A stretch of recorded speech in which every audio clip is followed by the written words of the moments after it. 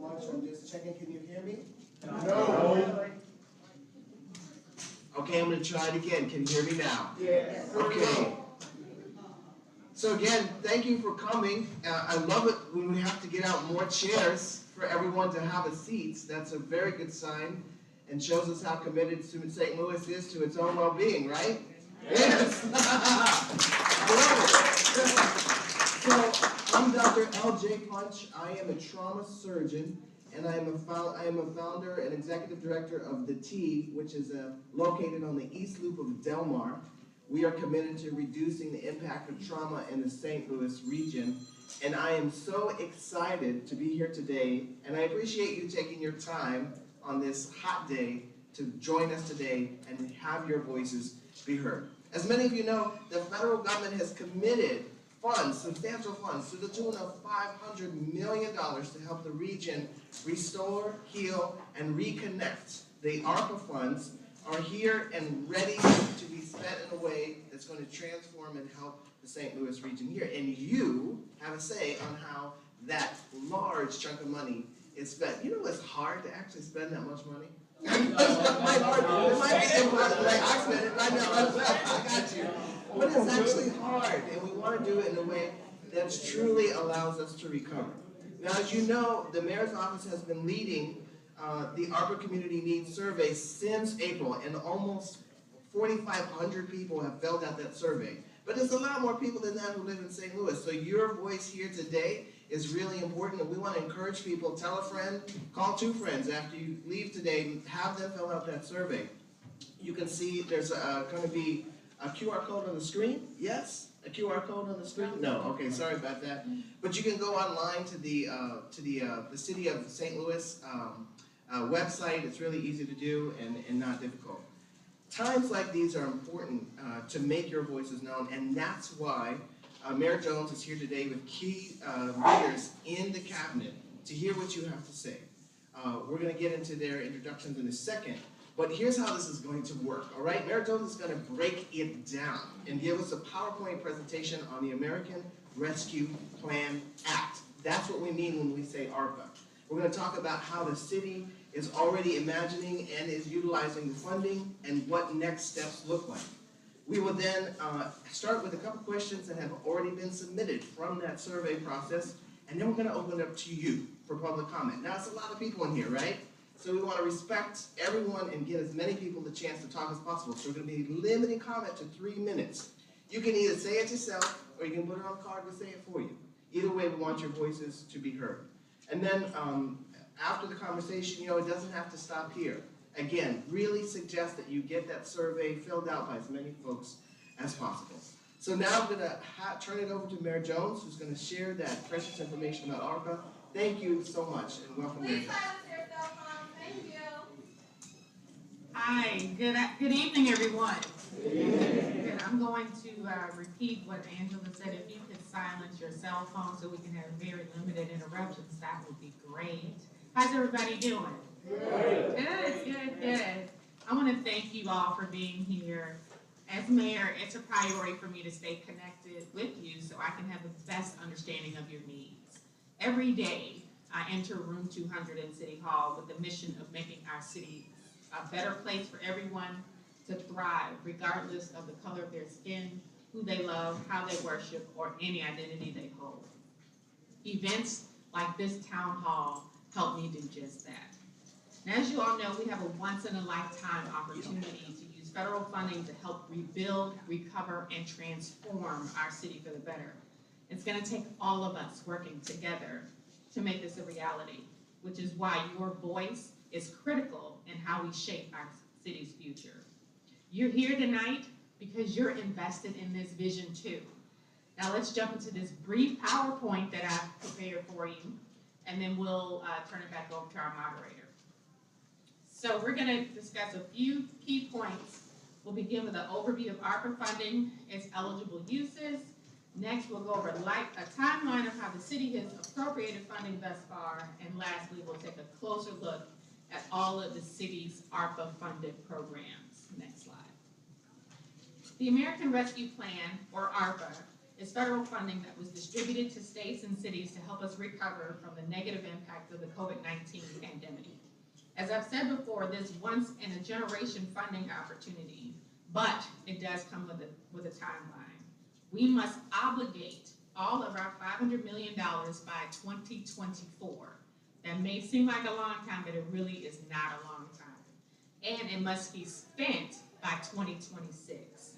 We're doing our best to be responsible stewards of the of this money by funding programs that fall within the U.S. Treasury guidelines of eligible uses of revenue replacement, COVID-19 response, premium pay for essential workers, and investment in water, sewer, and broadband infrastructure. So before we jump into the details, let's talk about how we got here. In June 2021, the City of St. Louis received its first half of Arpa funding totaling $249 million. My administration collaborated with city departments and the Board of Aldermen to develop a budget for the fiscal year of 2021-2022. That budget went into effect on July 1st, 2021. Through that budget, which is the budget year we're currently in, the city appropriated $17 million towards revenue replacement.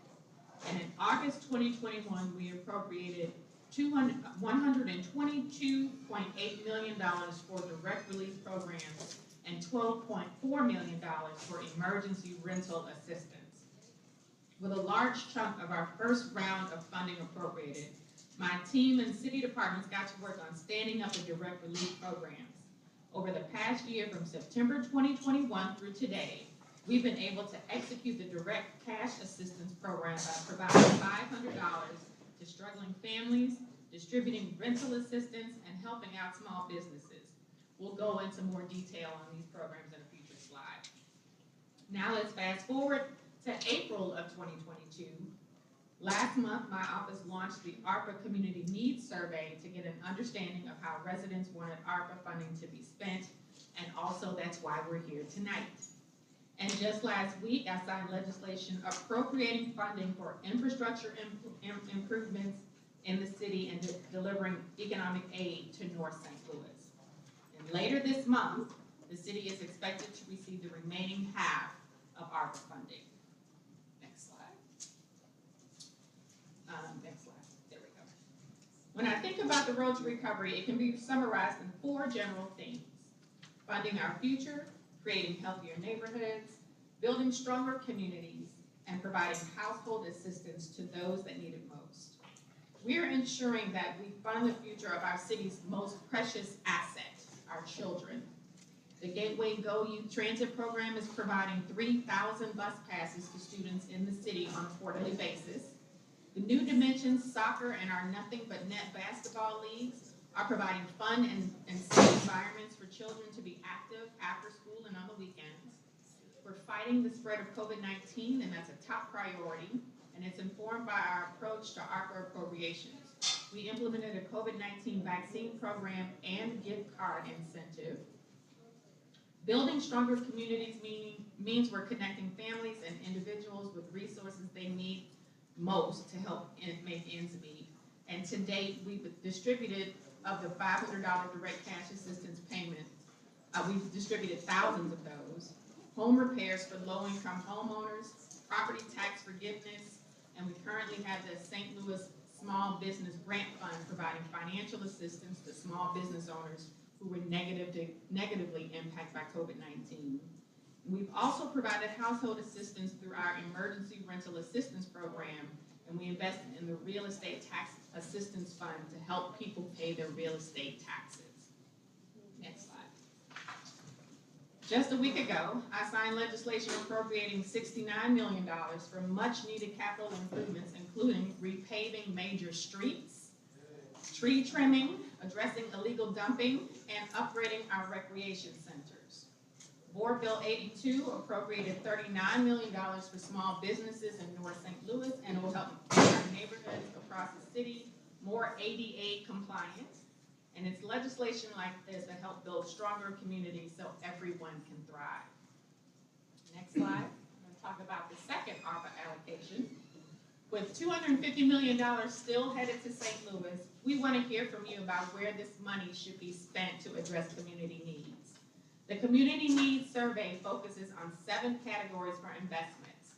The categories include household assistance, neighborhood transformation, economic empowerment, government services, public health, infrastructure, and children or youth. This survey is part of a multi-pronged community engagement strategy. In addition to the town halls, I've hosted several roundtables with community leaders to get a better understanding of what they need to do their jobs better and to have a larger impact in our community. I believe those that are closest to the problem are closest to the solution. So tell me what you think we can do to help St. Louis recover from this pandemic. And I look forward to this discussion.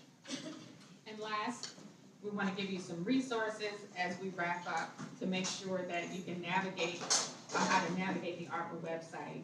This is a landing page for all things Arpa related in our city. You can access the transparency portal, see how much we've spent, and see the current list of Arpa related RFPs, and read through our Arpa funding report that we have to file with the federal government. As I mentioned earlier, the Arpa Resource Guide is an overview of what we've funded to date. It's online and it gives a clear breakdown of our Arpa funded programs. And if you have any follow-up questions, you can email us at stlarpa@stlouis-mo.gov, or you can call us at 314-622-3201. Thanks again for your time. I'm going to hand it back over to our moderator, Dr. Punch, to get us started. Thank you so much, Mayor Jones. That was very informative. And I just want to pause. Are there any elected officials in the room? If you could just stand. We want to give you an opportunity to make quick, brief comments. Any elected officials? Thank you so much. We have one. Hi, Adam. Good evening, everyone. I will be brief. My name is Adam Lane, and I'm your St. Louis City Treasurer. I just want to thank, first and foremost, you all for being here. I know in this room we have community leaders, neighborhood leaders, parents. We have some youth in here, too. We have aunts, uncles, grandmas, grandpas, people who believe in St. Louis and want to see the best for their neighborhoods and their communities. So I want to thank you for being here. And like Dr. Punch already said, you know that there are a lot of people that are not here. Make sure you get this information to them. Make sure that they have an opportunity to let their voice be heard as well. And then lastly, I just want to thank Mayor Jones and her team for having this space and setting up this space and showing that what it looks like when a mayor cares about the people of this city. So she wants you to, well, she's right there, I don't have to speak for her, but I will say from my standpoint, she definitely cares about everyone in this city, and this is an opportunity for us to move St. Louis forward. So like I said, I'm Adam Lane, I'm your St. Louis City Treasurer, and I know that my office will be doing everything in its power to make sure that we are good stewards of the money that comes in. So we want to make sure that you have your needs met, you have your voices heard, and we can get moving. Thank you. Thank you. It's going to be super exciting to see the next generation for you. It has to be, right? It is That's so very exciting. exciting. Thank you for the comments. All right, we're going to introduce the cabinet members. Well, I'm going to have them introduce themselves who are with us today. So you can start. Thank you very much. My name is Rich Bradley. I am the president of the Board of Public Service. What that means is I'm the city's chief engineer, and I'm over the planning, design, and construction of all major capital improvement projects. So the ARPA funds that Mayor Jones talked about are so terribly important to a city that has $400 million in capital improvement needs, $200 million, which are critical needs to make this city operate every day. So thank you very much for your participation, and I would love to hear any comments that you have on infrastructure-related items. Thank you. Good evening, everyone. I'm Greg Hayes, Director of Parks, Recreation, and Forestry. Soulard Market and Brightside, St. Louis also fall under our purview and management. We have a lot of parks in this city, 110, and we're sitting in one here tonight. I thank you for being here, your time and attention, and we welcome any questions and how we can assist you in any way. So thank you very much. My name is Heather Taylor. I'm the Senior Advisor to the Director of Public Safety. Public Safety houses the Neighborhood Stabilization Team, your Police Department, your Fire Department, your Excise Division, which does your liquor control. We also have corrections. We have SEMA, City Emergency Management as well in the Buildings Division. I guess a little bit about my background. I'm a retired St. Louis City police sergeant, and I'm excited. It's been fun working, and we do a lot of problem solving. So what I do on a daily basis is problem solving on your behalf. I do some of everything, whatever that I need to do to make sure that our city is safe. You know, I'm definitely willing to do that. And one thing I can say consistently, good times or bad times, I really love doing this job. And it's because of you.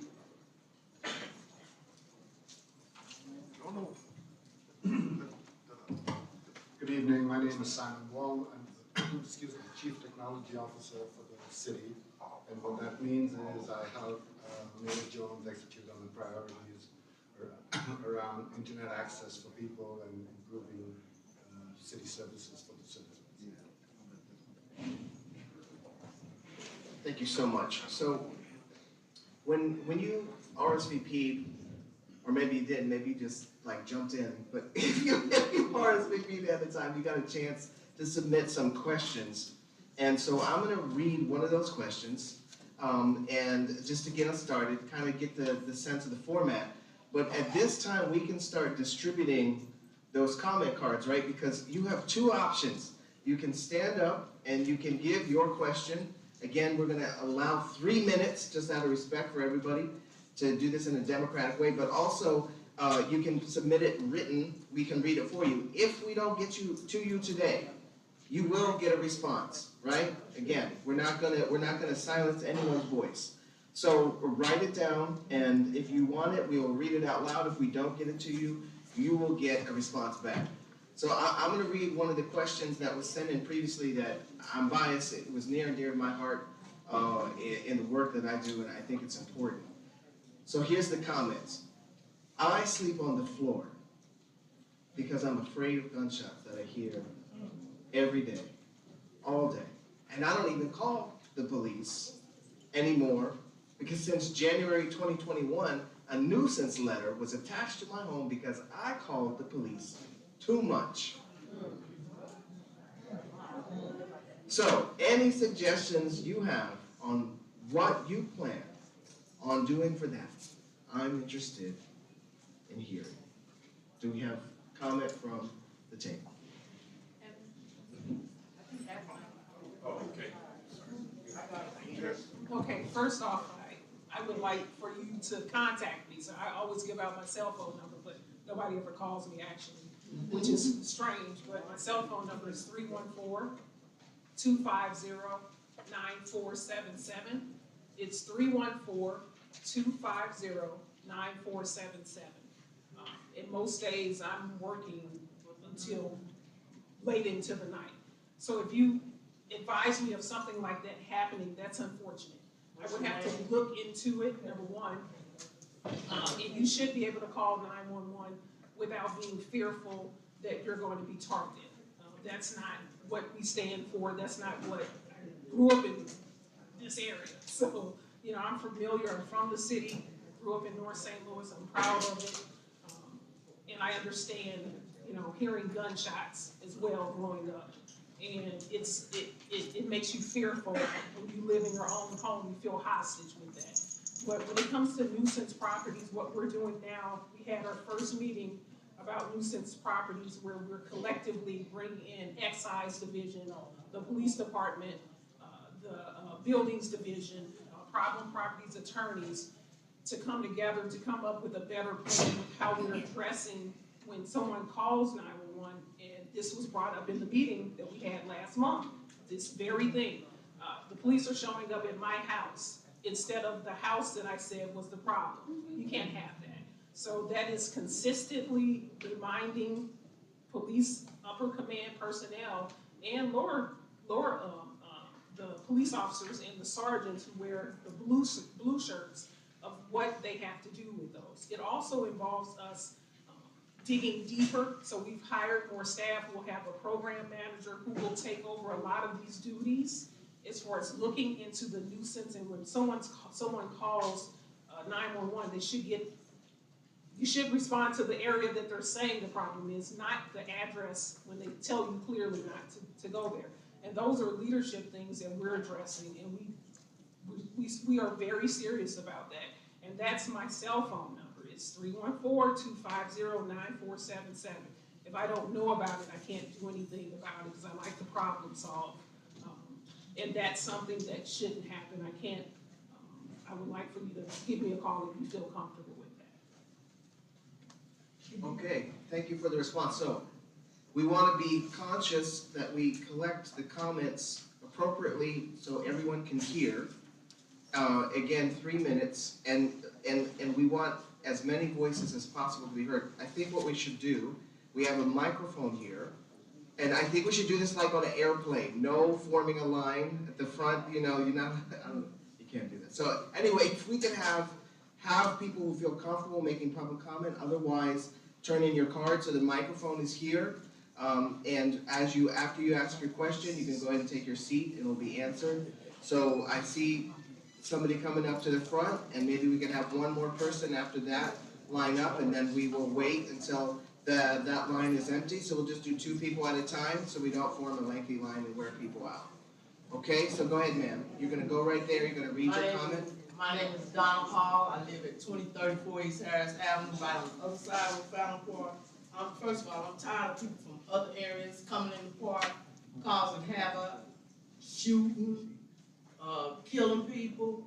This last week, Mother's Day, I just graduated from Harris Stowe. I am tired of seeing people shooting. I was sitting in my car, the window got busted out. I called the police, and they don't do them kind of calls. I guess somebody had to be dead or something. I don't know what it was.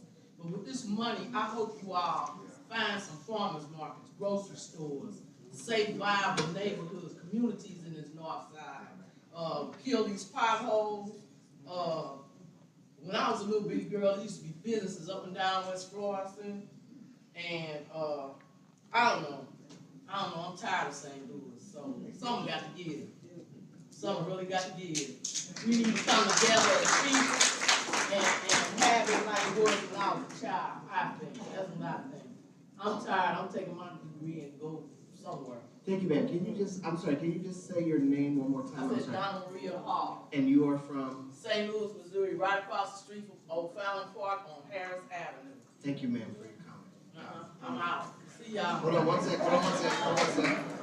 Any comment from the table? Well, first off, congratulations. Ms. Hall. Ms. Hall. Congratulations on graduating from Harris Stowe. I'm a fellow HBCU grad as well. And I, like you, I grew up just down the street from here at West Florissant and Summit in Walnut Park. And I have fond memories of being able to walk to the library with my friends or walk to school at Herzog Elementary. And so when we did the State of the City address last month, we made a announcement that we're putting a $150 million commitment to North St. Louis. And that $150 million is a down payment because we're trying to attract more private and philanthropic investment to help that money do more than just $150 million. So I just want to let you know it's personal for me because this is where I'm from.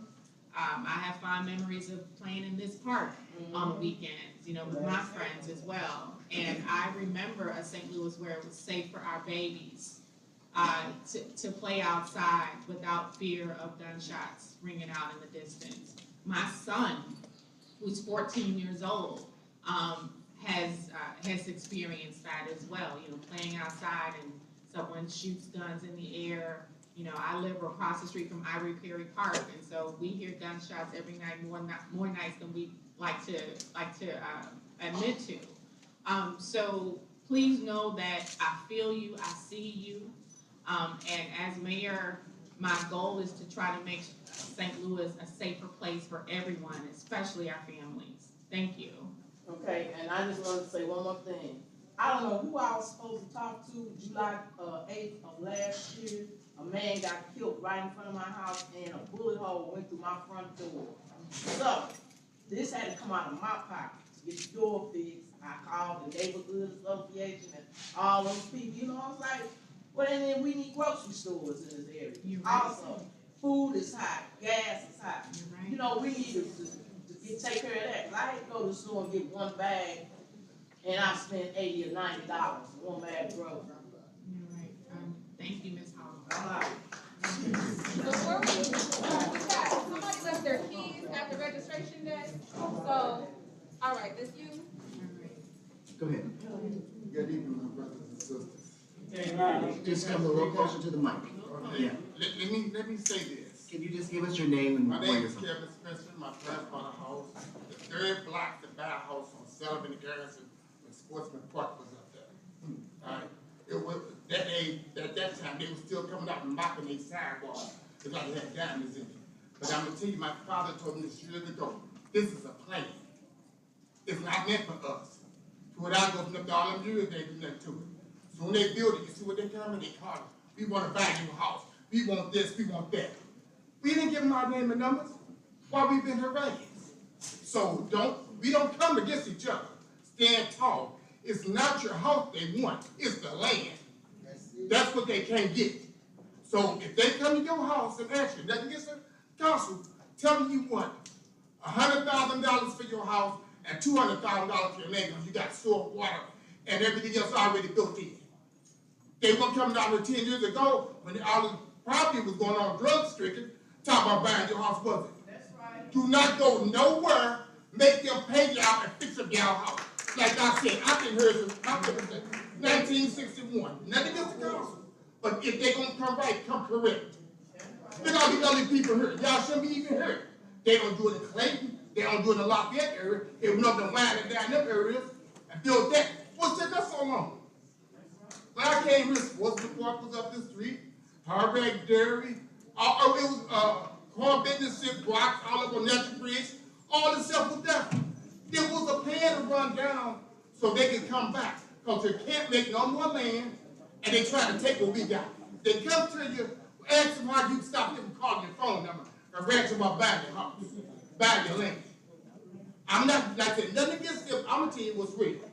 I'm probably on our own property. If they come to you, you want $100,000, $50,000 for your house, and $100,000 for your land. Come to them like that. They'll stop calling you. Thank you, guys. Have a great day. We'll have the next comment.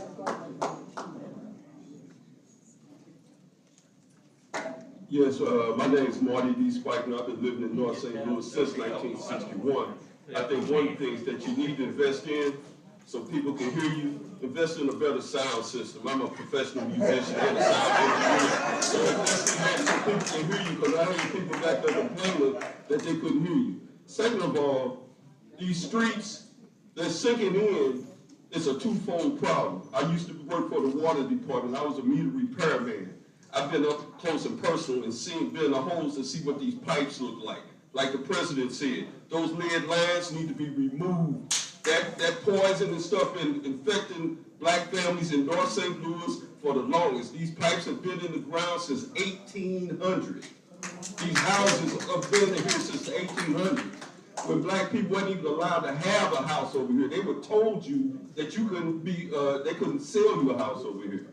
So, I mean, I studied black history, so I know about that.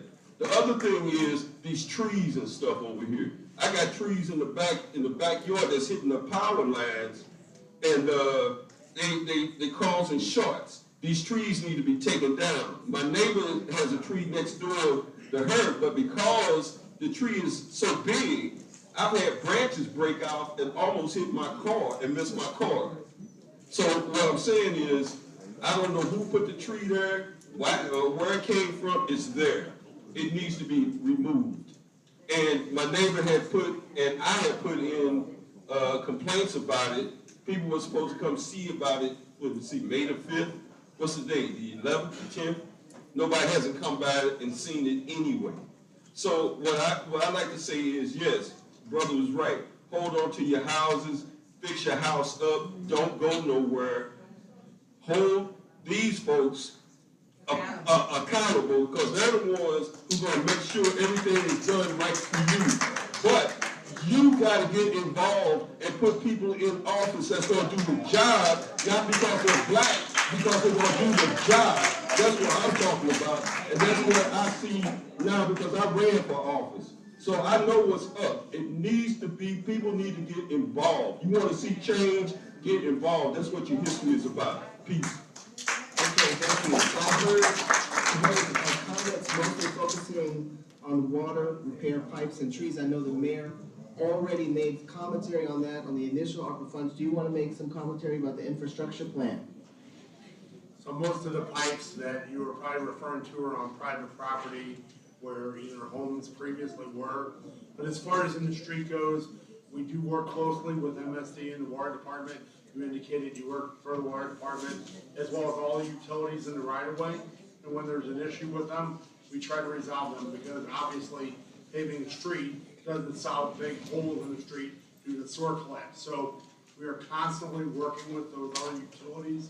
We find those holes, report them to us, and, we'll do the best we can to figure out what the cause of that is, so that we don't just cover it up and it reappears again. But we do that every day. And the same thing, I went in the house, came back outside, next thing I know, there's a hole in the street after they filled it in with pavement, which is not going to do anything. It's like putting a Band-Aid on cancer.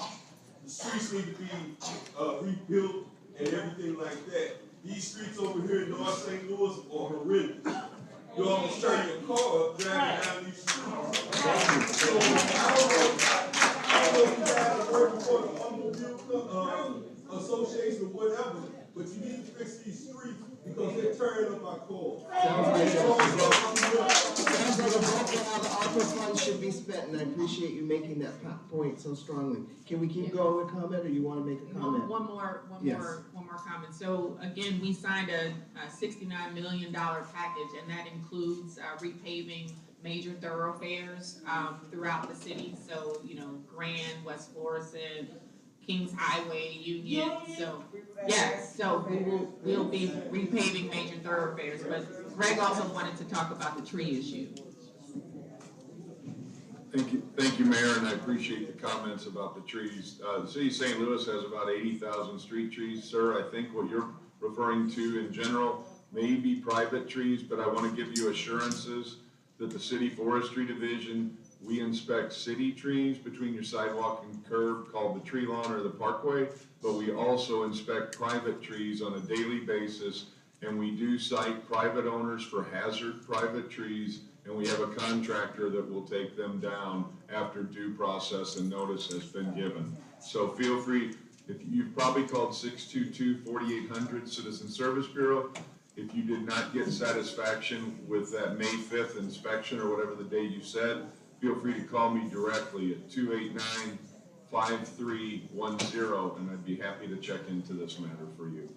Thank you so much. Next comment. Yes, go ahead. 289-5310. Sorry for the static there. Okay. Just get your mouth as close to the mic as you can. Without, so as close as you can. Okay. There you go. First of all, I'd like to say. Can we quiet down, please? Thank you. I'd like to say that I'm just so proud and appreciative to know that the little girl down the street with pigtails that played with my kids ended up being the mayor.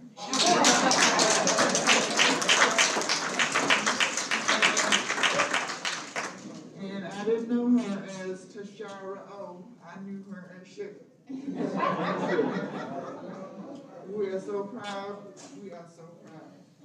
And I'd like to say, too, in reference to the trees, I know what you're saying about the trees on between the sidewalk and the property. But I have a tree in my yard, I know it's over 100 years old. I live at 5624 Summit Place, Been there since July 1972. And every time the wind would blow or a storm would come, I would have to get my kids and put them in another place because I thought the tree was gonna come down on us. And it started growing. I'm a single family person, fixed income. Each time I try to get my trees taken care of, it's like 2 months worth of checks or 3. And there's no way I can afford that, but the tree is growing, it's so big, it's just over in my next door neighbor's yard, going on over to the other neighbor's yard. And I'd like to see money allocated for seniors, people that's not in a position to financially get the trees taken care of.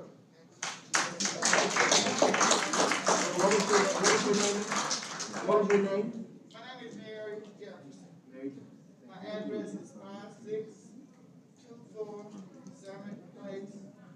And my email is jeffersonmaryc@yahoo.com. I'll make this real quick. We, and out of respect for your question, I'd be happy to send an arborist there to take a look at it. We do that every day, ma'am. About a decade ago, which doesn't do any good now, we had a grant through Brightside where about $20,000 was provided to homeowners who couldn't afford to take their trees down in a situation such as yours if it's a hazard.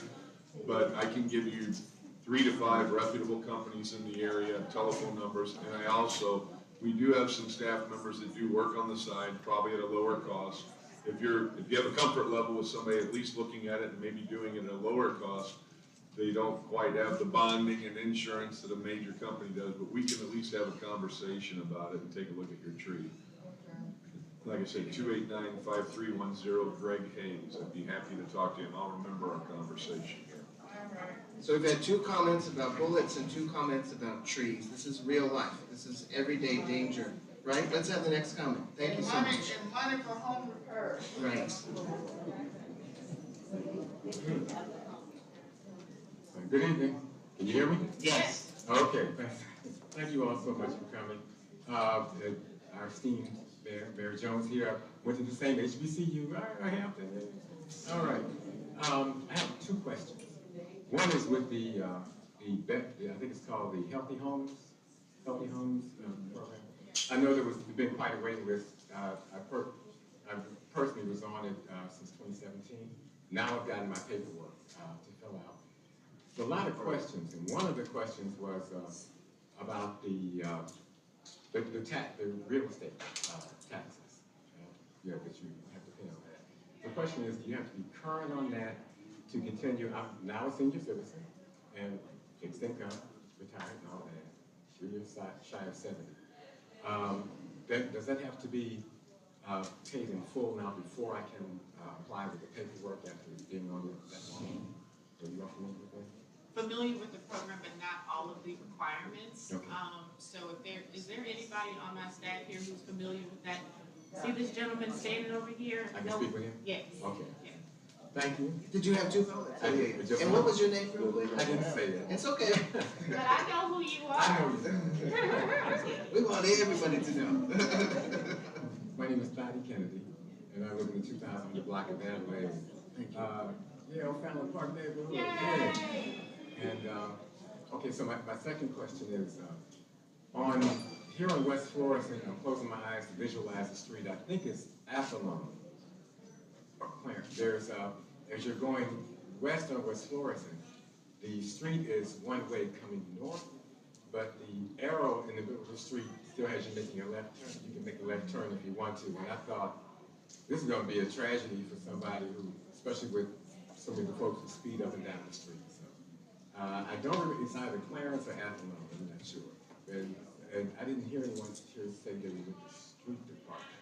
No one from the streets department here, but we do, I think I did see our director of operations somewhere in the room. Okay. And we can pass that along to her and it'll make it to the street. That's it. And Okay. if you want to formalize it on a public comment card that you have there, that would be important as well. Thank you so much. Okay. Hello, everyone, hello. Hi. Thank you all for this opportunity, because I've definitely been emailing your office for my end homeless mission plan. We have a lot of people who have lost houses due to citations that have become homeless, and some of them are out on the streets. I wanted to introduce an idea of how we can utilize some of that money to generate more money. And we can do that through community fundraising events. You have events like Mardi Gras, Strassenfest, VP Fair, generating millions and millions of dollars, and a lot of that money is going to other neighborhoods. So I know that we can generate funds that can help cut down trees, that can help get some of these kids some mentorship. It can go on and on and on through community fundraisers.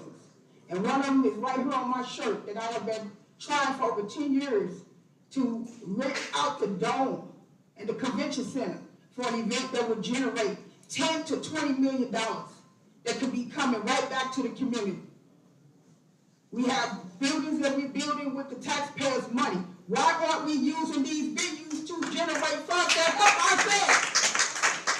So I'm asking you, Mayor, if you would meet with me and some of your staff members, there might be a committee of people willing to come together and organize some community events that will give back to the people, especially for the homeless problem. The homeless are being ran away from place to place to place, and many of these homeless people cannot get the help that they need because there's no collaboration of help for them. I started this while homeless. It took me 4 years just to get a meeting with the Convention Center, with Explore St. Louis to pitch my idea. And not knowing what I was doing, I submitted a 7-page proposal that got approved. And I've been out here by myself trying to raise the money to rent the venue just to raise the money to give back to the people. And many of you have seen me out here on street corners. They call me the button lady. And I've been raising the money little by little to do this. And we have the funds that can generate millions on millions just by putting it in the effort to do it. My name is Marshall Woodland. My email is marshallwoodland@gmail.com. I've written and I've talked to I even passed out papers asking people to call your office just to meet with us to pitch the End Homeless Mission Movement plan. Through collaborations and partnerships for change, we can do this. It's got to be the people willing to come together to combat this problem. Thank you for your time. Is there anyone who would give comment from the table? And that was a woman standing in righteous concern, not even advocating for herself, but for the community in a way that is just incredible. It's such a posture of generosity. I'm wondering if it seems consistent with so much of what we've seen coming from your office, Mayor. How can we give hope to someone like that? So, Ms. Woodland, thank you for your comments. But I do think that that's the reason why we're here. We have a once-in-a-generation opportunity to spend these funds in the right way to make sure that we help the least of these, because that's what we're here for. And so we want to make sure that, again, that we fill out surveys, that we have these discussions, have these hard conversations. But also, please know that that my administration is not here just to talk and give you useless platitudes. We're about doing the work to make sure that, again, that we're taking care of people who can't take care of themselves, who are the most vulnerable. We have been working tirelessly to try to take care of our unhoused neighbors and make sure that they have safe and supportive housing and get back to being whole. We know that with every unhoused neighbor that we encounter, it's just one unhoused neighbor, and we can't just take a broad stroke to fix that each individual has an individual circumstance that requires individual attention. We have put over $18 million in Arpa funds towards helping our unhoused neighbors by helping our vendors that take care of our unhoused, and also we hope to stand up some tiny home villages with wraparound services, because we realize that congregate shelters are people don't want to go in congregate shelters where everybody else is. Again, we want to try to find solutions that work for people individually. And like I said, that's one of the reasons why we're here, to get input, and so we thank you for your comments. Thank you. Okay, we're gonna do one more comment, then we're gonna do a tiny stretch break, okay? Go ahead. Thank you. Good evening, everyone. Good evening, council. I'd like to piggyback on some of the things that's been said. My name is Jerry Willis, and I have a community garden that is located on Dayton and Glasgow, the fourth largest in the city of St. Louis. But as Ms. Harris was saying about the crime, I don't know what they're going to do about the crime, but they need a program implemented to deter youngsters for carjacking and all these heinous crimes that they are committing and leaving back this carnage of families. That needs to be something with the attorneys. Ma'am, you with safety people, I called you and your peoples about a week ago. I get shootings Monday, Tuesday, Wednesday, your birthday, pick a day. I've been shot at. I've been shot through in my garden. My people have been afraid. I want to see the money spent on these absentee landlords, because see, our community can't grow if you don't get rid of them. So if you find them, our community will grow, to be less crime. That is the problem that we have right now. Get rid of that. Sir, you indicated from the Parks Department that you said there was a program for people at one particular time that was for people who didn't have the money to get those trees cut. Well, you asked today, what do we need the money for? Reinvent it, bring it back. So why did you tell the young lady that she had to go find somebody to purchase something? That is not what we are here for. We're here to find out how to spend the money. So that's why we're here. Take some of the money, get the trees cut. The young man who said he was a part of Healthy Home, you have to have all your taxes paid up. All your taxes paid up for Healthy Home program. And it needs a lot of money geared to that, because see, my taxes went up. I stay 2 blocks away from NCA. My taxes went up. So I have a monstrosity home, and my home needs a lot of Healthy Home repair in my community, because the city houses are across the street from me, and the houses are dilapidated, and they need either demolition, put some money toward demolition, and the weeds are high. See, we come to tell them what we want. We didn't come here to tell them how we're going to grind. We want to see you use this money, because if it don't get used, I'm going to have a problem with that. The kids, do something with the kids. The kids are running along the streets all day long, 2 o'clock in the morning, 13, 10, 11, 12 years old. Come on, you got to stop that. So when I came up, there was a lot of police in my neighborhood walking the beat. I don't know what happened now. I'm not going to comment on that, but we want this money to be spent on Bartow City, utilizing the things that we need. Because when I call 911, they don't come. They tell me what you can do to save yourself. So we're not going to speak on safety. We're going to let you go. This we need. We need more things in our community that are need. That's what we need. So we're going to get this money, use it for the things we need. Everything counts. From the criminals on to me personally. Use that money. Thank you so much.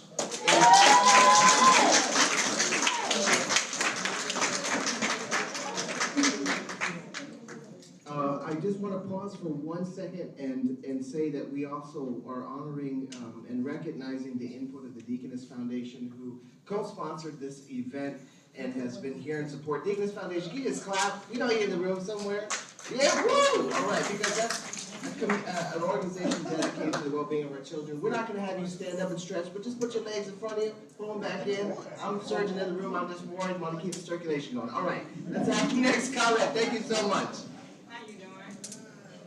My name is Mary Ann Jackson, and I live on the block that Deshaun Jones.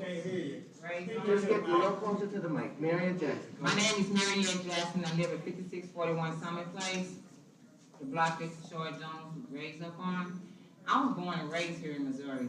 I'm born from Delmore down to project over here, 5th District, from 5th District to right here, West Florida. My grandma stayed right here on West Florida, DeSoto. She has passed, but that's still our home. I was born and raised up around here. there has been police present, and I'm a young girl. There has been police present. I have never seen us in the city of St. Louis have less policemen in my entire life. And I'm 55, and I ain't gonna say no game me. 55 years old and less policemen to protect our city and our community and our neighborhood. I have issues where we have not only guns, we have drugs activity. And this is a big issue where not only that we unsafe in our home, we don't see building inspectors no more. Whew. Back in the days, you see building inspectors go up and down the alley, see all kinds of what they retire. I don't understand. You know, and me myself, I help our community, I help our city. I have my husband, he's passed, and he bought me a trailer. I help our community with my trailer to go up and down the alley with Forestry. And Mr. Hayes, I love you because number one, you get the job done. I work with Forestry. Forestry do a good job. Now, I don't know if Forestry have not helped anyone else, but Forestry do help over there in the 27 Ward area over there. And they do an excellent job. When the time cut, they there. I keep the park at 5618 Summit Place. I need fence put around there. I got a dope house across the street. Ain't no shame where you at, TV. Ain't no shame that I'm telling you there's a dope house on that corner we need to get rid of. Because they keep turning up that park, and that park is closed is because drug activity. If that park wasn't closed, that's a nuisance. You know what I'm saying? The park wasn't closed. We've been having dead bodies. They transact drugs up in there. Mr. Allen had it closed because he walked up there and seen them drinking. Come on. This is just a little private owned park right there in our neighborhood where you used to live at, on that corner. I'm asking everyone. I help the homeless. I serve them food. I go down and serve them food. I don't like that they was moved from St. Patrick's. That's not my choice. But I was down there when they was moving out. I was serving the homeless down there. And I still serve them right here now today. I serve them bed mats where they can lay on and get off the ground. And wherever they laying at, they could take them bed mats and hook them up because they keep moving them and throwing away their good stuff. So the bed mats that I give them, they can hook them up on a book bag or hip or whatever and take it with them. I don't know if y'all ever seen the bed mats. They're made out of plastic bags. And we serve them every weekend, and I serve them, take my gas, my money, and serve them every day down there across from you and everywhere. South side, west side, wherever we can find homeless at, we serve them so they won't be sleeping on the ground. This is my feeling for our community. I don't have to be elected official to do what God put me in here to do. I just need help to give us safe in our community. That's all we are asking. And coming down to the potholes, my constituency, I ran for the 27 ward, the committee woman and the alderman. I will be running in next year, 23. My constituency just called me the other day. The house over there on Robert, you got 3 houses on the road that is unsafe. Hope Lord that we don't find no bodies up in there, but them was unsafe. They need to be torn down. There's a dump area over there. And then right behind on Clover, this resident had me to walk her alley just Friday. Water coming up out of the potholes, the alleys. You know, she's been complaining since January. And when I called just Friday, I called Monday, they have no list of what's going on that pothole. And you got pothole all up and down that alley. Why do residents have to live like that? We should not have to live like that. We pay taxes, just like policemen. We pay taxes. Why we don't have the service? Thank you. Thank you for your comments. A lot of very similar themes. We're going to keep going. I see about 10 people in the line. And so everyone who's standing up right now, I think we're going to get your comments in. So let's keep going. All right, hello. Giving honor to Mayor Jones and everyone in their respective places. I'm here on behalf of SEIU. My name is Ashley Mosley. My office is on Pershing off of Union. And some of the stuff you all may already know about, but we just wanted to provide some clarification and reiterate.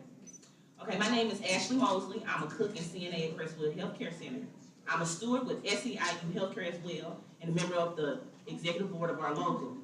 I'm here on tonight to speak for more than 1,000 SEIU healthcare members who live and work in the city of St. Louis. We have collective bargaining agreements with more than half of the nursing homes in the city of St. Louis, with Home Care Agency, and with SLU Hospital. The pandemic was devastating for healthcare workers, and this is causing unnecessary illness and death. My co-workers and I needed additional PPE and training during the pandemic, and I did not get it. In the early days of the pandemic, we were using scarves from home as PPE, just trying to keep safe for our families. I contracted COVID, and so did many of my co-workers. The numbers are shocking. More than 4,096 nursing home residents and 68 workers in Missouri have died from COVID. Nursing home, hospitals, and home health care agencies, city and county health departments, and regulators like CMS and OSHA must do a better job at protecting the lives that they have been entrusted to. SEIU Healthcare has thought long and hard about this, and we think that we have found a solution. You will notice that I have brought a petition tonight. Here it is. Our petition was signed by more than 500 frontline healthcare workers throughout the state. Busy workers, after they finished their 12-hour shifts, signed and circulated this petition because they believe that our broken healthcare system can be fixed. And here's what the petition says. We demand that our cities and counties, 1, appoint worker safety advocates, and 2, fund worker safety training. We have presented this petition to the St. Louis County Council and the Kansas City Council as well. We need a worker safety advocate that can assist workers in filing complaints and who will hold public hearings where workers, residents, patients, and the public can voice their concerns, along with term care, home care, and hospital care in our areas. Worker safety advocates would help workers file OSHA complaints and hold public hearings. We believe that better infection training will help our residents and clients be safe from infection and will make workers safer on the job. Better infection control training will also help cease the spread of COVID in our communities. Our training program, which will be open to healthcare workers, union and non-union, because we want to include and welcome everyone. Arpa dollars were intended to strengthen our healthcare system to both assist in our community, recovering from the pandemic, and to also help us prepare for further health emergencies. Please consider using ARPA funds for worker safety advocate positions and in the healthcare department as well for healthcare worker safety. Thank you so much. In solidarity, I present this to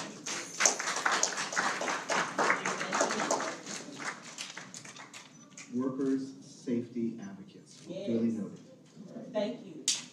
Go ahead. Hello, my name is Lauren Thompson-Murphy. I'm a resident of the 4200 block of Park City. I didn't even know about this meeting. A neighbor called and told me, and I just ran up here. So I wasn't prepared, but I just started jotting stuff down. Okay. First and foremost, crime,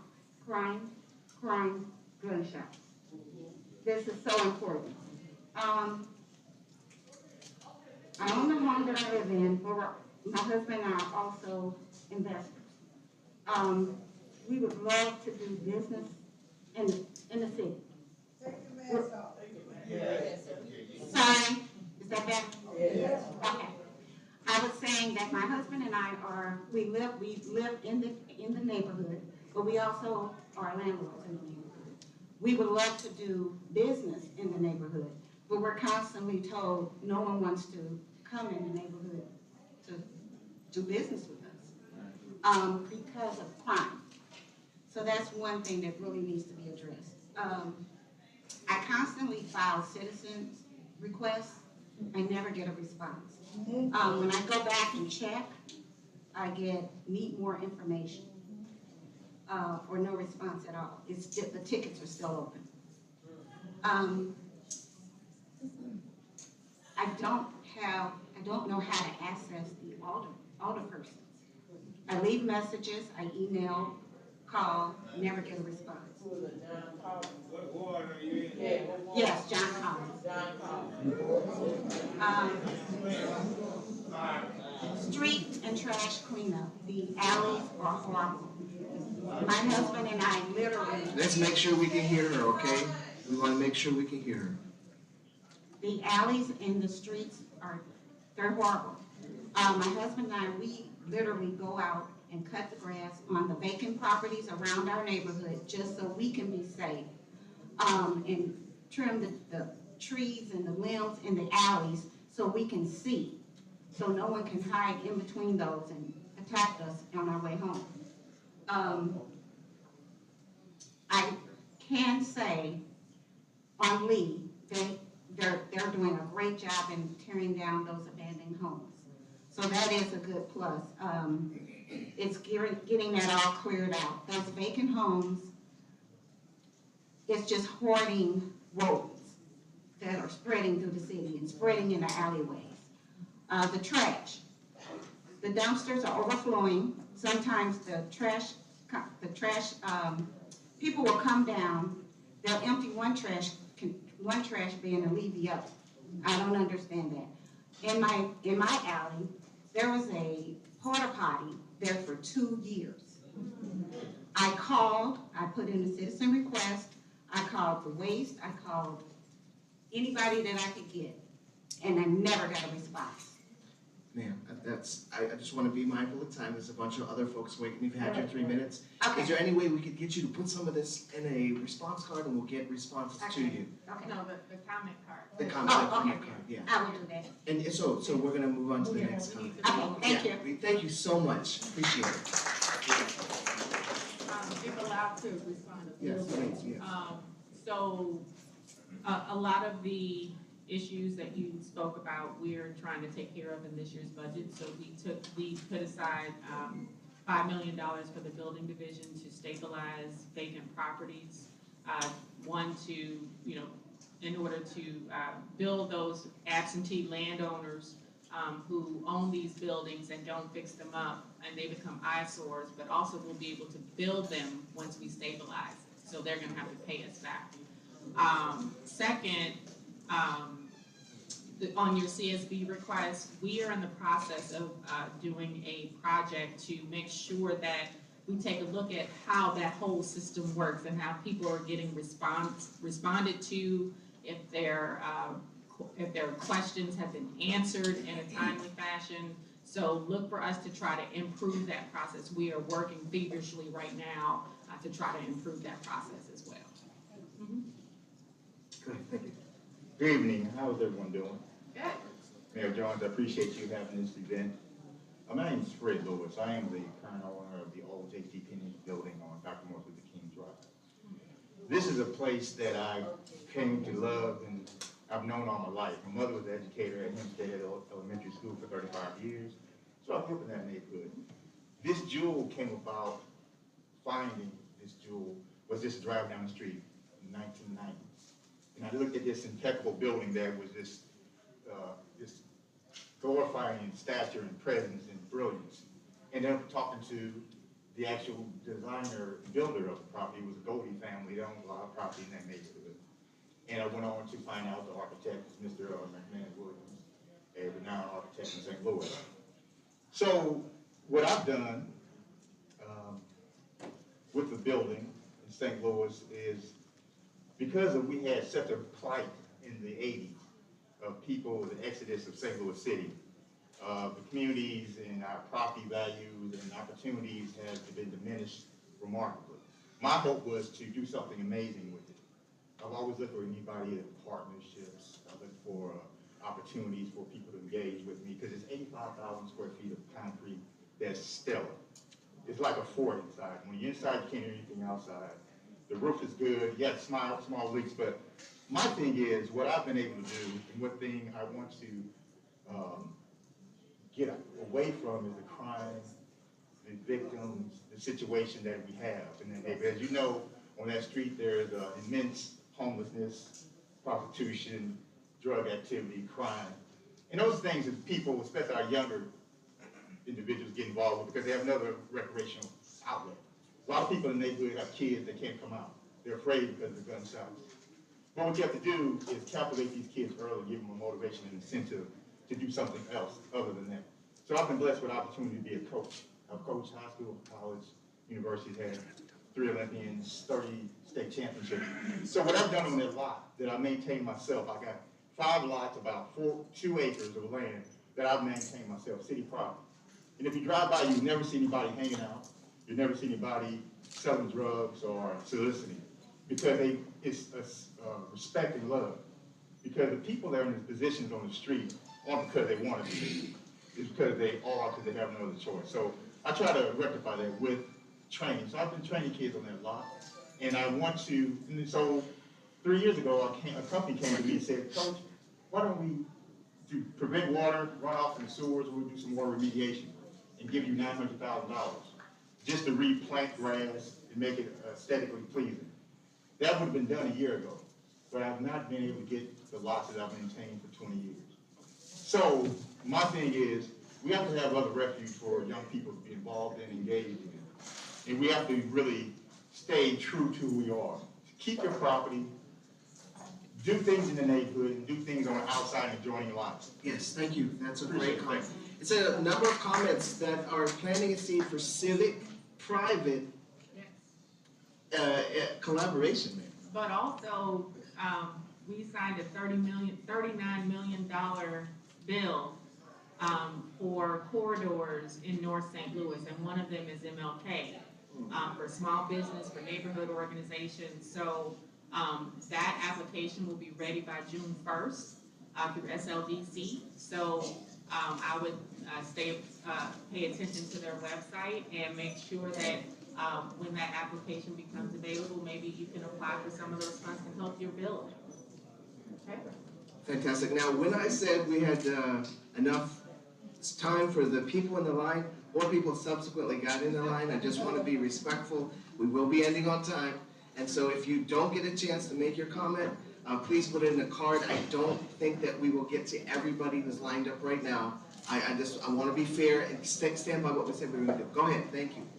Hello, everyone. And my name is Willie Mae James, and it's an honor to meet you, Your Honor.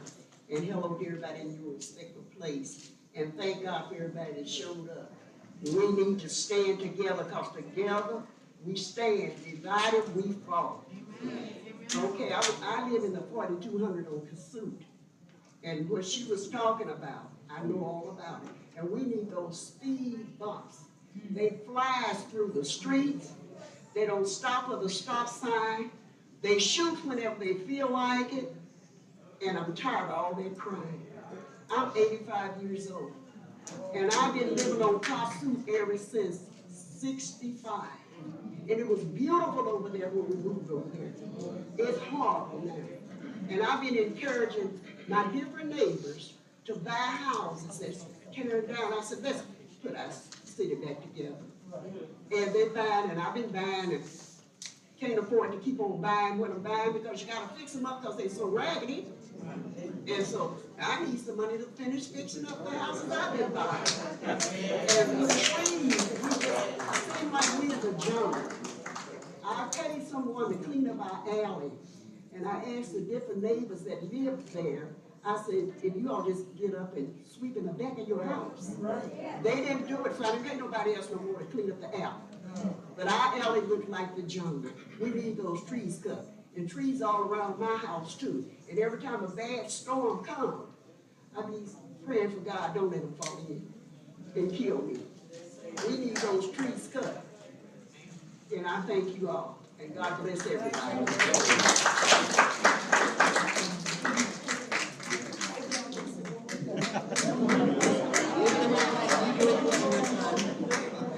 I have police in my family. And I understand. They don't want to just run out there and lose their life and everybody got a gun. We're living in the Wild Wild West now. Right. But anyway, I wish that they would bring the death penalty back. That'll give those crooks time to think. If I kill somebody, I wouldn't get it. When I was a young girl, they had the death penalty. People were killing like this. Quiet, please. They took the death penalty away. Now they kill and they go to prison, and the taxpayer take care of them until they die. Right.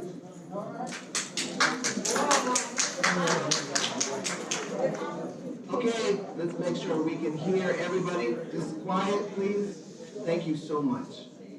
Good evening, Madam Mayor and the rest of the panel. My name is Jacqueline Underwood, and I am from the Florence Park Southeast neighborhood, which is south of the Central West End, right behind Lawrence. And I understand over the years, I was a radio broadcaster here in the St. Louis area, and I know that Lawrence Jews came in and did a lot of work in our neighborhood. For the person who said something about the trees, if your trees are being impacted by power lines, call Ameren. They will come out and they'll cut the trees down.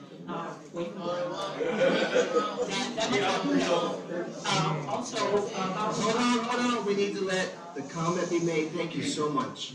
And about the potholes, I did see on the news that if the pothole has not been reported before, and you get into an accident or your car gets damaged, they're not going to pay for it. So if you see potholes and you see that it could be damaging, please take a moment to report those so that when you call in about your car, that you can get your car repaired. My reason for being here today, May is Mental Health Month, and I am finishing up a second master's in mental health. And I just want to say that as an African-American woman, ever since Trayvon Martin and Mike Brown and George Floyd, and all these black people who have been getting murdered and killed, or some of them may have gotten put in a position because of the way they acted or they responded. And I want to say that a couple of weeks ago, my nephew he had some mental issues, but the police didn't know that when they showed up. And so the police showed up, and I promise you, they were trying to control him. But let me say this to you all. I had never seen the police interact with a young black man before on the street who had mental illness. They didn't ask whether or not he had mental illness or anything like that. And I promise you, we were screaming and screaming that please do not kill him. Please. It hurt us to the max the way that they handled him. The second night, well, they let him go because the police officers, they did not have a mental health police officer on the scene. So they let him go home with his brother. The next day, he tried to do it again when he should have been taken to the hospital. But they would not take him to the hospital because they couldn't sign him in. So I am saying to you that they took him to the hospital the next night because I showed up and I said, take him to the hospital. Well, he got to the hospital and I talked to the social workers and everyone.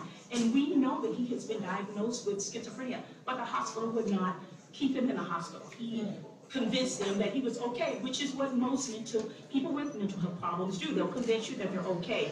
I think this is Mental Health Month, May, and I don't know for those mental health experts that are in here, I think that some of the money should go to mental health institutions. Now, I do know, I saw on the news and through the NAACP that there is a mental health organization or building that's being built here in North St. Louis. I'd like to ask that you use some of the money. I am finishing up a master's in marriage and family therapy that I have paid $44,000 for.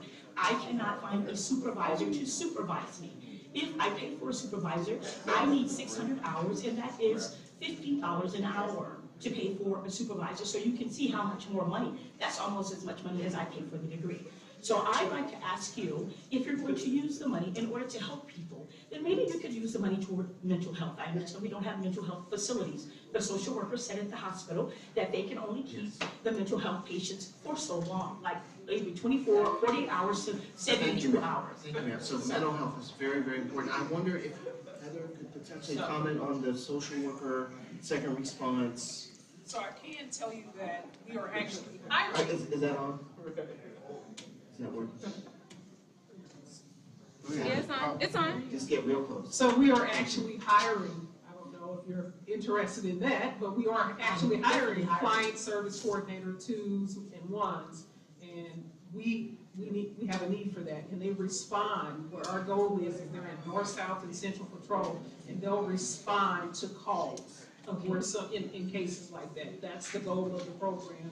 We have vehicles for them now, and we also have a co-responder program as well. So a lot of times, crew is handling other calls because we get a good number of calls that are mental health calls. So they are responding to other calls as well, and we have beefed up that section specifically to have when calls come in that are not police matters, like with your relative, that they are responding instead of law enforcement. And sometimes law enforcement has to be there. But my cell phone number is 314-250-9477. Call me if you're interested in applying. Okay? If you're interested in applying, absolutely. Thank you so much. We are going to take 2 minutes because it is so important that we get this. We need to change a battery real quick. We're going to give you the 2 minutes back, okay? If everyone hangs for 2 extra minutes, so 2 minutes, we need to do a technical battery change. Give us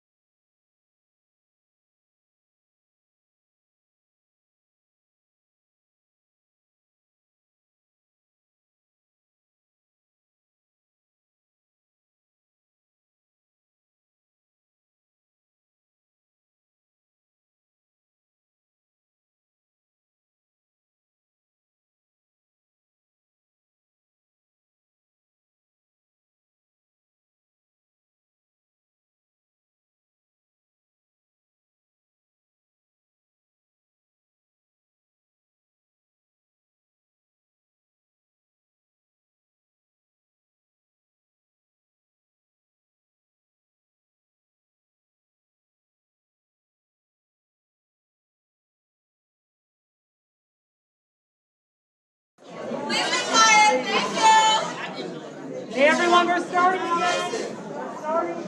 We want to give everyone who came with the best chance to speak possible, so let's go ahead. All right, there you go. Go ahead. Good evening. Thanks for having this meeting, because I've been going to the other town hall. Just get a little closer to the mic. She's short. Okay. Thank you. Good evening. I appreciate you all coming out. Thanks for coming out, taking out your time. I have been to a lot of other town hall meetings. My biggest question was this. My biggest question was, what are they gonna do with the North County?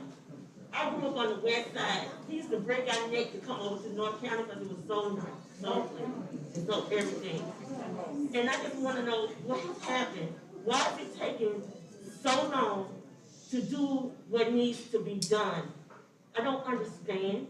Because like my mother's basement, we had a flood. We had to call, we called. City said it wasn't a program. And then we found out it was. They did come out and fix it. They dug up the sidewalk. The sidewalk's still not fixed. We got a big old black square because we on McLaren. You cross the street, you county. You cross the street, you city. You know, the diversity is just awful. And I'm just so sad because I grew up here. My city looks like crap. And I don't understand. North side looks horrible. We got so many vacant buildings over there, it's ridiculous. And now our firemen are getting hurt going in there.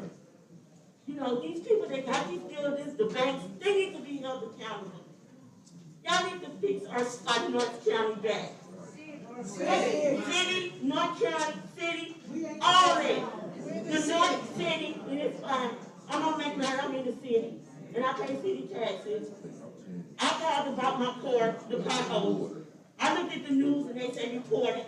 I did.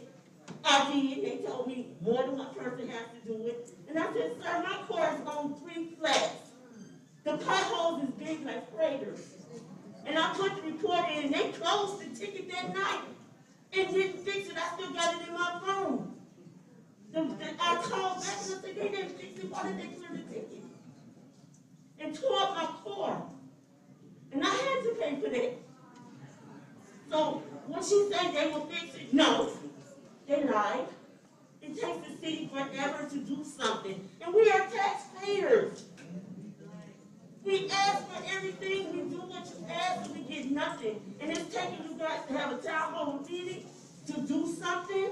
I don't understand.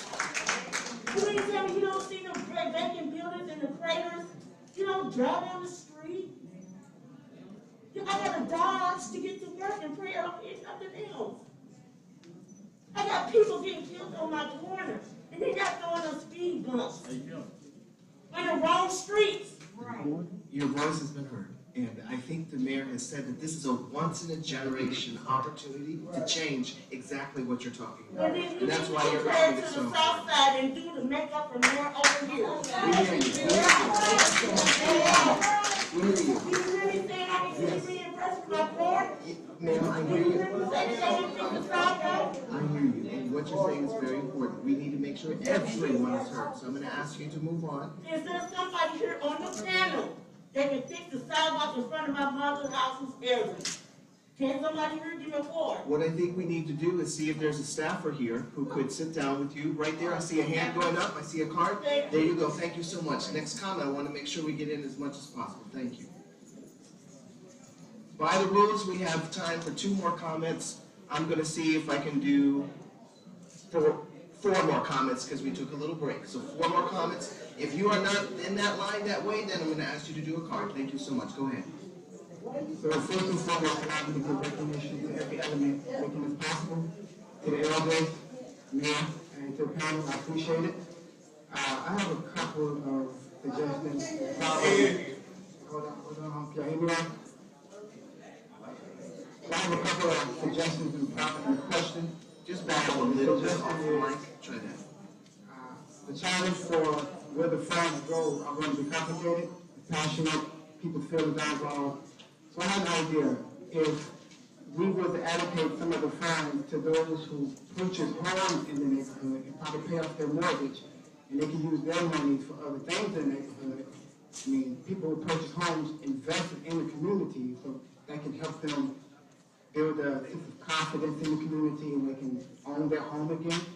And then 2, maybe we can start some programs in the community where exchange students can travel to other countries, see different things, learn different things, and come back with a different perception on where they live, and it might change their whole character. And then a question I wanted to ask is, you mentioned earlier that some of the funds will be allocated for the sewer structure, correct? The sewer and water.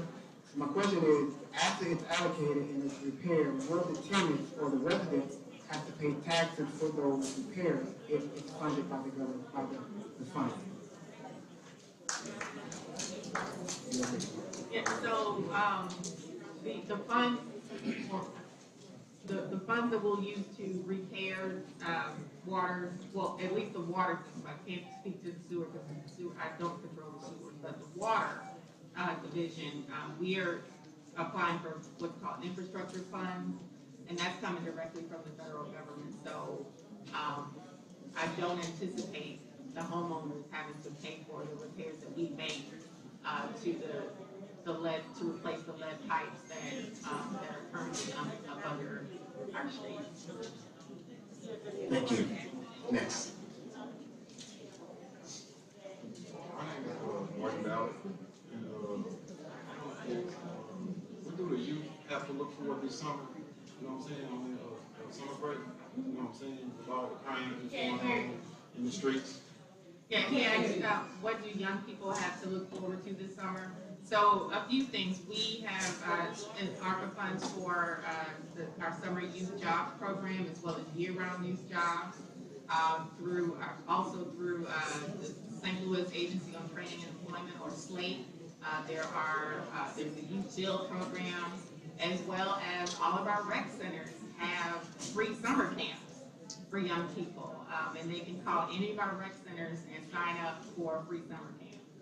Well, what about them, like, you know what I'm saying, getting people together so you do some type of trade, or, you know what I'm saying? The Youth Build program. Something to help them, something they can do with something besides looking forward with the shirt they face on the t-shirt. The Youth You know Build. what I'm saying?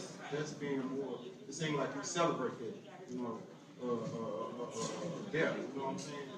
The Youth Build program helps kids get their high school diploma as well as what's called high-tech training, so they can use those skills to apply for jobs in the trades, in the construction trades.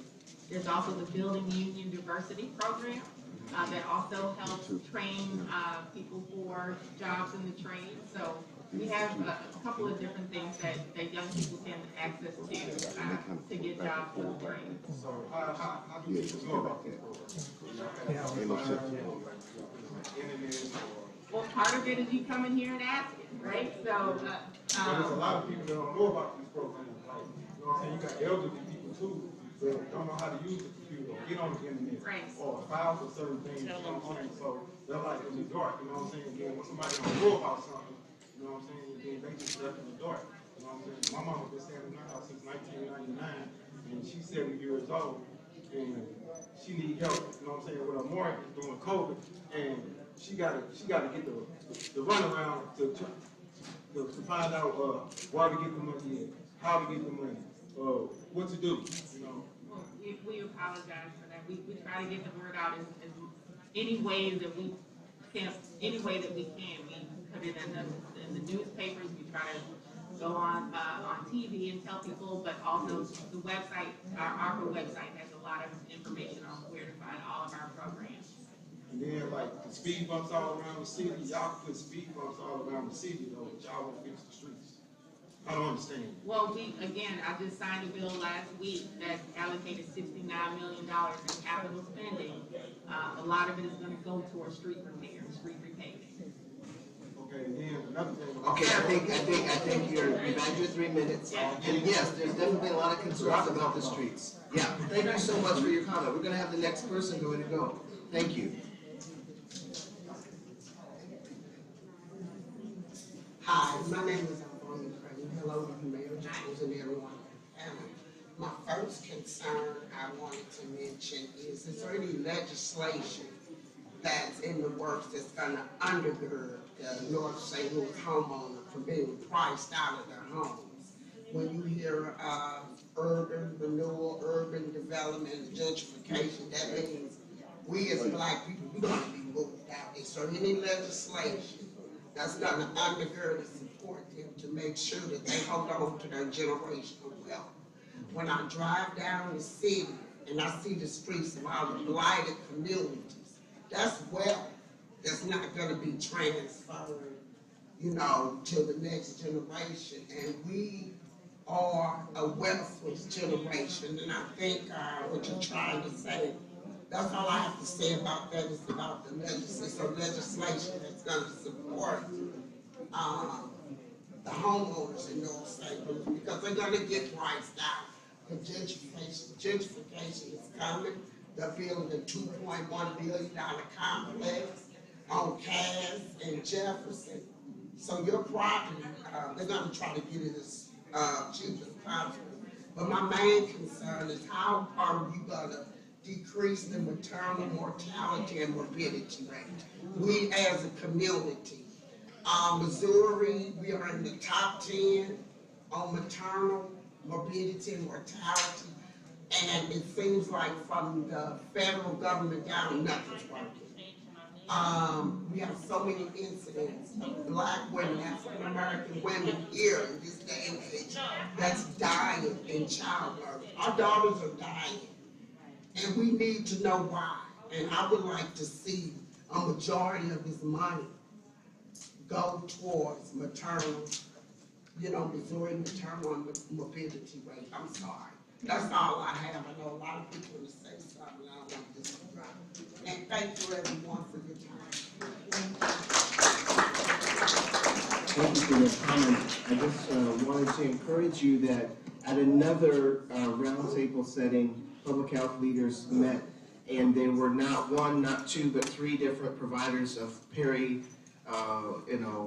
obstetric, maternal care at the table to talk about ARPA funds for moms and babies. It is very much on the mayor's administration's minds and very much looking at how to advance that in a way that's novel, for instance, using doulas and stuff like that. So yeah, definitely a priority. I've seen that myself.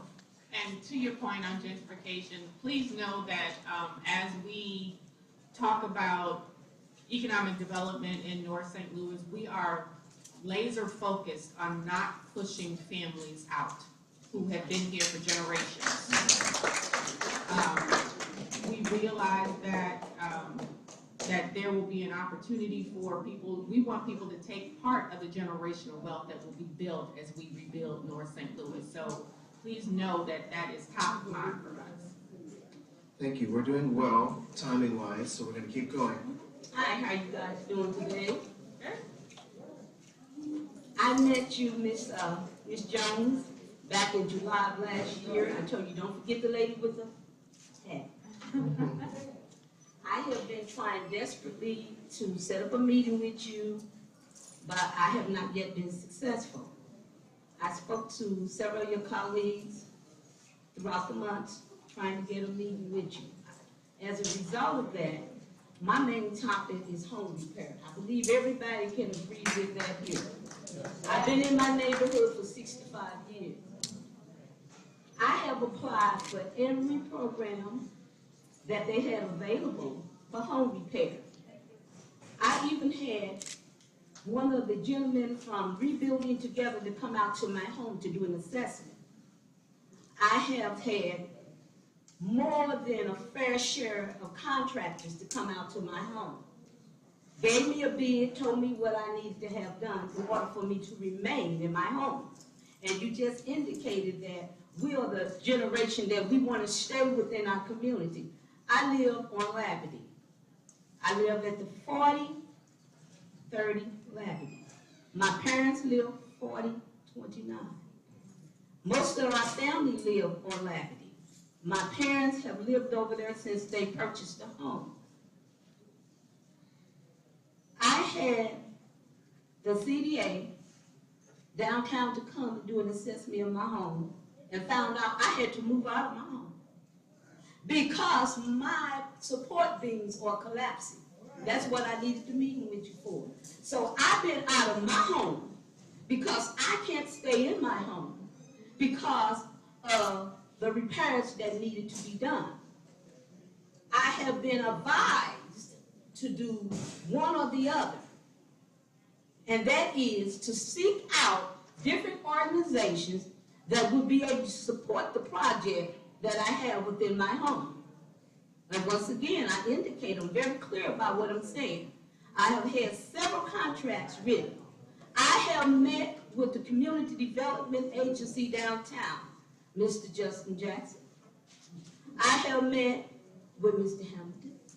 I have met with other individuals to come out to my home, and that's through the development program they have where you have to give them a copy of your deed and have your house be held accountable for them for 5 years. And even after that, after the 5 years, so they're only going to give you $10,000. After that, if the project requires $40,000, you're responsible for that for the entire duration of your home. So that means that if you wanted to sell your home or turn your home over to a loved one, they will have to pay for the house in order for you to keep the home. Well, Rebuilding Together is an organization that you do not have to repay the funding. They came out to my house, sat, and said, we have $20,000 allocated to your project. I hadn't heard anything else from them. I called them to find out what the status was. And they told me these very words. That's something that we do not entertain. But you sent an individual out to my home to do an assessment to find out what needed to be done in order for me to remain in my home. I have a son. Ma'am, I hear you, No, we hear your just one concerns. more, just one more thing, I want to. What we need to do is connect you to somebody who can actually do something tonight, or maybe get you the right next phone. I see 2 hands going up over there. Let's do something about it, and let's everybody keep commenting. I see your hand right there. Let's do something about it, and then let's keep commenting. Thank you so much for your passion and for your commitment to being a homeowner. Go ahead. Thank you so much. He works directly in my office, he works for me. We're gonna fix it, we're gonna fix it, we're gonna. Thank you so much. Thank you. Good afternoon, Mayor. Thank you for coming out this evening on this sweltering, it's so hot, good. Melinda Wong, living in the O'Fallon community, and at the same time, Stay close to the mic. There you go. my name is Melinda Wong, L-O-N-G. I live in the O'Fallon community, while at the same time, I am part of a neighborhood group here in the O'Fallon community called the O'Fallon Community Developing Organization, formulated in 1975. We've been around for a long time. But with that, it was wonderful hearing Mayor Jones, how you had stated that your mission is to help save and salvage, our good historical, our good preserved, to preserve our good properties over here. Because the O'Fallon community, we just formulated, and we're going to show to the residents who come to our meeting on Saturday, we did prepare a community planning, a plan to help with the renovation and stabilizing of our property. So that's great. With that, we're hoping that we would like to give you a copy of it once it's finally approved by the residents and the attendees of the meeting. And we're hoping that if there's any way possible, you can do something at your mayoral status level to make sure that it can go through. Because we did see that all the other neighborhood communities in the city of St. Louis, Central West Side and South Side, many of them are on the city of St. Louis website as being like quote unquote historical. While at the same time, there's no particular plan for the north side. It's kind of like very general. So we would like to be able to amend that to make sure that we hear on the residents, we hear on this side of town, that our properties are just as valued and as appreciated as all the other ones. Yes, ma'am. Now, I would like to say, that's all I want to say about the community organization right now, but I would like to speak, I know many residents have came here and complained about a lot of stuff, but I do have one issue we would like to bring to your attention. Adelaide and West Florissant.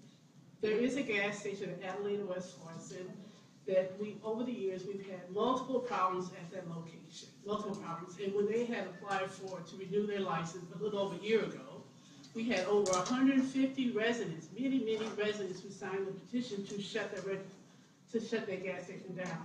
And we were successful, Mayor Jones. We were successful. They lost their license to operate and they lost their occupancy permit. However, they are still open. We found out the reason. We found the reason why they're still open is because they have an attorney, a very crafty attorney, who had asked the judge in the court, because this particular case goes from the city, local court, back to the feds, back to the city, keeps transferring. And each time their attorney asked the judge, who I'm sure does not live on the north side, asked the judge if their business could stay open while they're in court. So I'm pretty sure that this particular action will take precedent amongst any other of these gas stations and other businesses that need not to be open. They'll just file a lawsuit and try to continue to stay open. Thank you for your comment. Please help us with that. Thank you, Mayor Jones. So if you go to the SLDC website, you'll see the roadmap to economic justice. And in that is a plan for North St. Louis. And part of that plan is to work with CDCs. We want development to happen with community, not to community. So if your neighborhood organization or CDC already has a plan, then we will go with that plan. We're not going to upset the apple cart and tell you what needs to go in your neighborhood. We want you to tell us how you want to get it done. And our roadmap to economic justice through SLDC is set to do that. Okay, great. So we'll forward it up to them. Yes. And we're going to have a comment from the O'Fallon Park CDC and toward the end, we have 5 more people. If we boogie, we can get everyone's comments, so let's keep going. 2 more? Okay.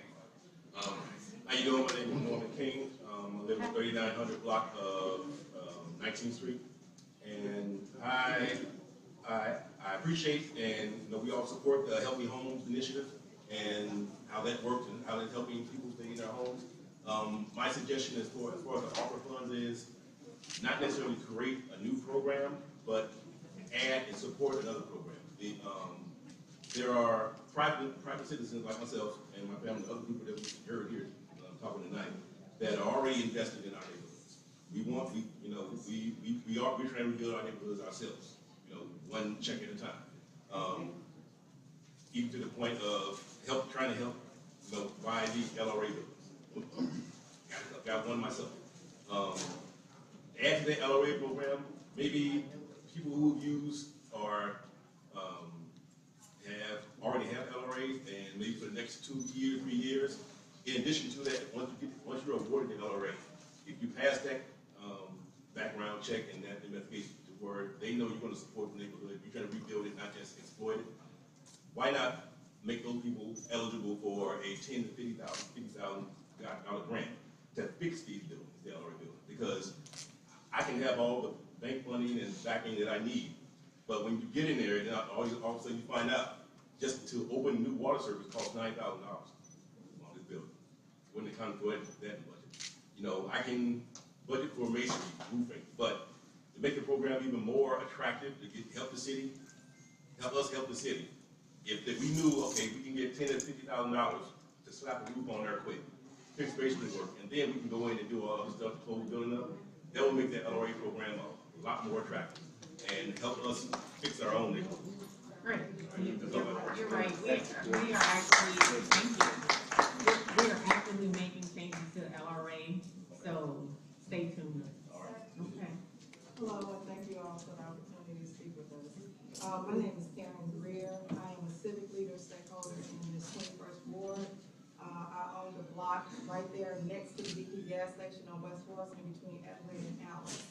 I also bought a problem property right across on the other side of the gas station, 3 houses from the corner on Adelaide, which I'm gutting, renovating, and moving into to make a difference in the community that I grew up in and walked to the park. I grew up on a zero between Euclid and Shreve off of West Florissant.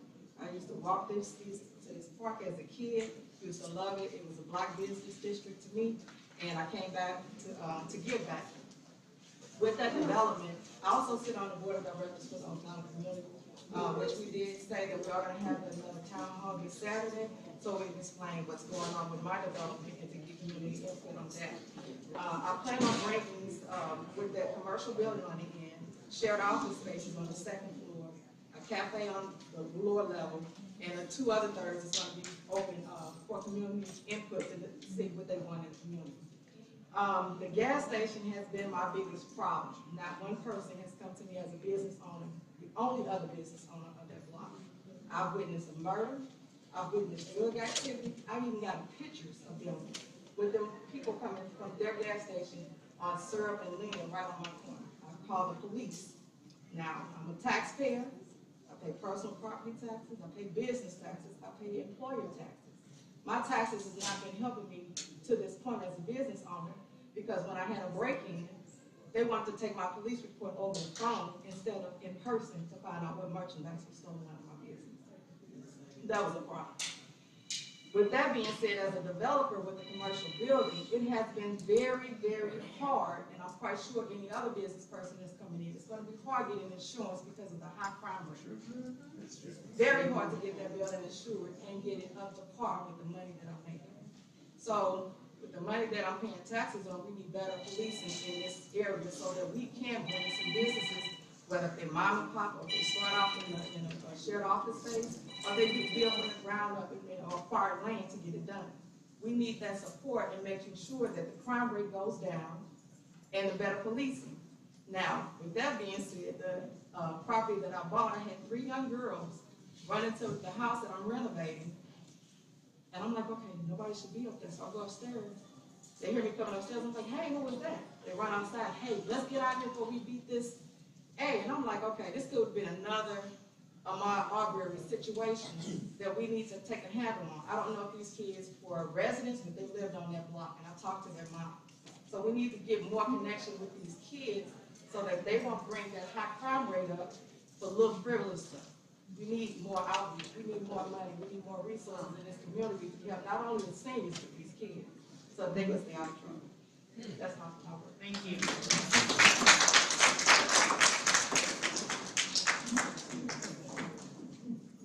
So I want to thank everybody for all of your comments. As you know, as you saw, we were taking copious notes. And please know that we don't take notes just to take them. We take notes to take them back and inform our next steps. We heard a lot tonight, and we want you to know, or I want you to know, that I see you and I hear you. And again, this is personal for me because I was born and raised just down the street from here. And my family lived in Wells Goodfellow, and it's personal for me there as well. So we have a once in a lifetime opportunity to invest these funds for transformational change for our city. So please know that we will take all of your comments. We know that crime is an issue, and please know that we're working on that as well. We realize that North St. Louis has been flat out left behind and ignored for far too long, and that stops today.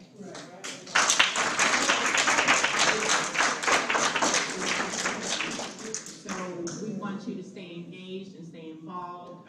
For those who filled out comment cards, we will put all of that information together as well. Please pay attention to the city website. We have resource guides for Arpa, for the spending that we have already allocated. Please take advantage of these programs, and if they're not working, let us know.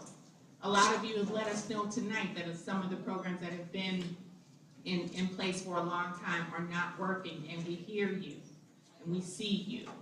So we will take this information back, and then again, it will inform our next steps and how we provide services in the city. So thank you all for coming, and God bless you.